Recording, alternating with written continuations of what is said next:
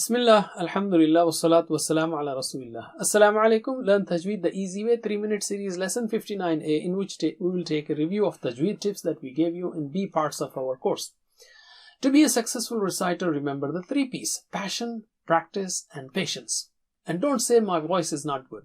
Try your best to recite nicely. Allah will reward you for your efforts. Drink water for freshness and for a clear voice. Stand up straight. This way you will not strain yourself and your voice will come out naturally. You will breathe easily, your lungs will expand and contract to the maximum. If you are sitting, find a position that makes you fully comfortable. Keep your chin parallel to the ground. This way your throat will not be suppressed. Take a deep breath to relax and charge your brain to the full. And practice breathing. Proper breathing contributes to more than 50% of voice enhancement and flow of recitation. Take deep breath by counting 8 while inhaling and 8 while exhaling. Practice daily to develop long breath. Just as athletes train their body and care for it, work for your voice too.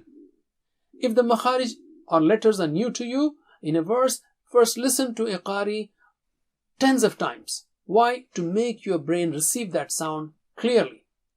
You can improve your tajweed to a great extent just by listening to an expert qari and repeating it exactly the same way with the qari and then after the qari. This way you can control your mad in 3 areas, in a, e, u, or ghunna, or long mads, and so on. Practice controlling the 3 areas, lips and tongue and throat, for different makharij. Recite the poem again and again. Warm up your voice. How? By saying a, e, u loudly, without any tension. Be relaxed. Open your mouth and recite loudly and at slow speed. This way you will have a good control on your makharij, sifat, and the rules. Relax. Don't recite under stress like no, don't. Relax. When you find difficulty in reciting a verse, break it into words and take one word at a time.